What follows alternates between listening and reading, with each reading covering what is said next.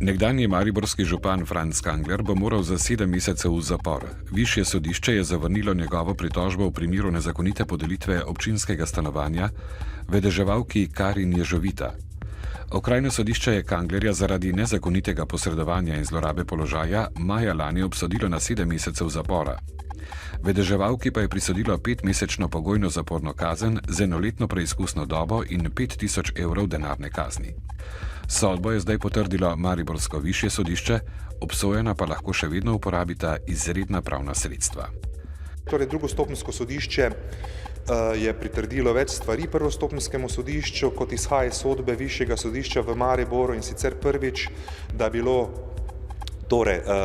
je bilo kaznivo dejanje storjeno z zlorabo najvišje funkcije lokalne oblasti, torej župana, da je zlorabil zaupanje občanov in sveta invalidov, v nadaljevanju, da gre za koruptivno kaznivo dejanje, ki pušča posledice ne samo na ekonomski in družbeni položaj v državi, temveč tudi v zaupanje javnosti v državo, in pa hkrati tudi, da je kazen pravična in primerna.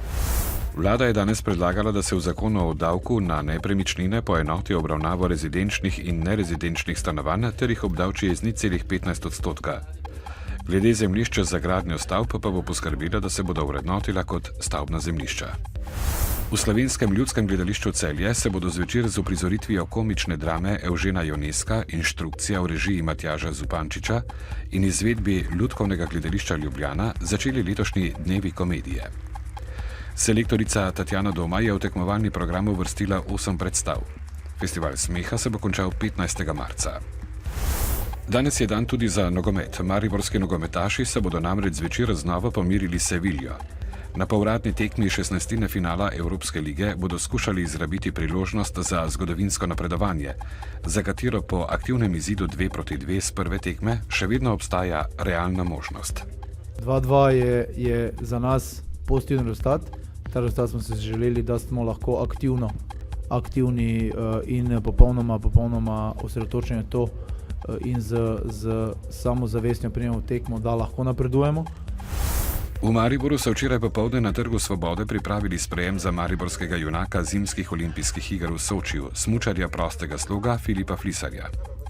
Zbralo se je več kot 1000 njegovih najzvestejših navijačev. Flisar je z doseženim 6. mestom v smučarskem krosu dokazal, da se zna boriti do konca, saj je zadnjo vožnjo odpeljal kljub poškodbi. Navijačem se je zahvalil za podporo in o posnetkih svojih voženj v Sočiju skupaj z njimi podoživel olimpijske trenutke. Na prihodnjih olimpijskih igrah v Južni Koreji pa vidno nasmejani Flisar stavi na zlato medaljo.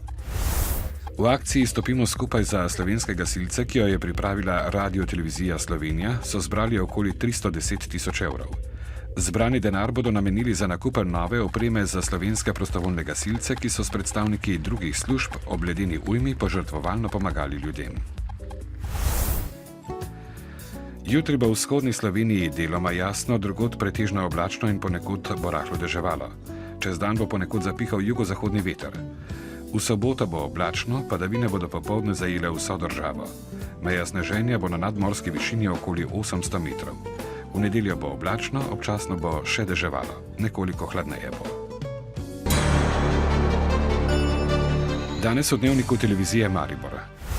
Študenti Mariborske pravne fakultete dajajo na spletu brezplačne pravne nasvete. V programu Mentorstvo uspešni podjetniki svetujejo študentom. Na razstavi v Cirkovcah si je mogoče ogledati več kot 7000 kosov mineralov. Novice Štajerske, Pomurja in Koroške ob 18.